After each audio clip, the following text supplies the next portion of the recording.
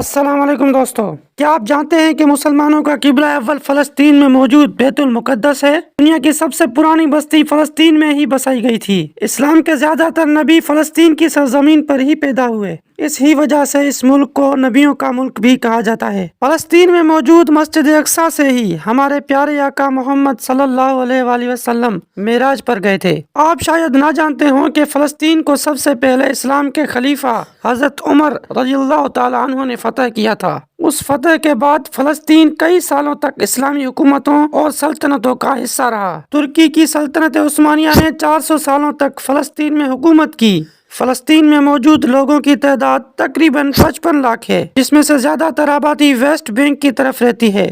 فلسطین کے 88% حصے پر یہودیوں نے قبضہ کر لیا ہے۔ مسلمانوں کے پاس صرف 12% ہی حصہ بچا ہے۔ یہی وجہ ہے کہ حماس اسرائیل کے ساتھ جنگ لڑ رہا ہے۔ آپ کو شاید ہی پتا ہو کہ اسلام کی تاریخ میں سب سے پہلا گنبد فلسطین میں موجود مسجد اقصی پر ہی بنایا گیا تھا۔ اس سے پہلے کہیں پر بھی گنبد نہیں بنایا گیا تھا۔ سن 692 عیسوی میں خلیفہ عبد الملک مروان نے ہی سب سے پہلے گنبد بنوانے کی شروعات کی۔ اس کے بعد گنبد کو ہر مسجد میں بنایا جانے لگا۔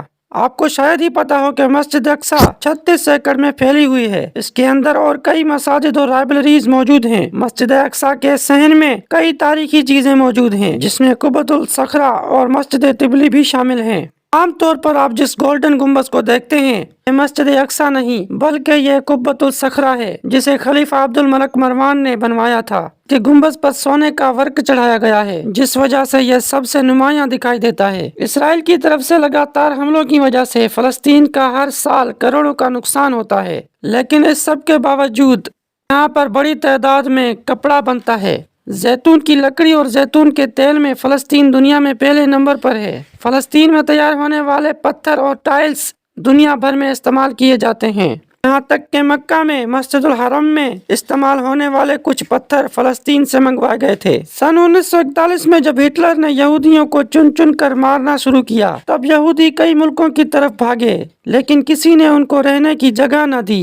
ایسے مشکل وقت میں فلسطین کے مسلمانوں نے انہیں رہنے کے لیے جگہ دی، لیکن مسلمانوں کو انہی کی مدد مہنگی پڑ گئی اور یہودی فلسطین میں اپنا ایک الگ ملک بنانے کی کوششوں میں لگ گئے۔ پھر یہودی اپنی اس سازش میں کامیاب بھی ہو گئے اور فلسطین کو 2 حصوں میں تقسیم کر دیا اور ایک ملک اسرائیل زبردستی بنا ڈالا۔ فلسطین پر قبضہ کرنے کی کوشش یہودیوں کی کوئی نئی کوشش نہیں ہے، بلکہ خلیفہ عمر رضی اللہ تعالیٰ عنہ کے فلسطین کو فتح کرنے کے بعد دنیا بھر کے یہودیوں نے مل کر فلسطین پر حملہ کیا تھا، جس میں 70,000 مسلمان شہید ہو گئے تھے۔ 10ویں صدی میں صلیبی جنگوں کے دوران یہودیوں نے فلسطین پر قبضہ کر لیا تھا، لیکن 1187 عیسوی میں صلاح الدین ایوبی نے یہودیوں کو شکست دے کر فلسطین کو آزاد کروا لیا۔ یہودی آج بھی فلسطین پر قبضہ کر کے گریٹر اسرائیل بنانا چاہتے ہیں۔ ان کا مقصد ہے کہ مسجد اقصی کو شہید کر کے وہاں پر ہیکل سلیمانی بنایا جائے۔ اسرائیل مکہ، مدینہ، مصر، ایران، عراق اور اردن پر قبضہ کر کے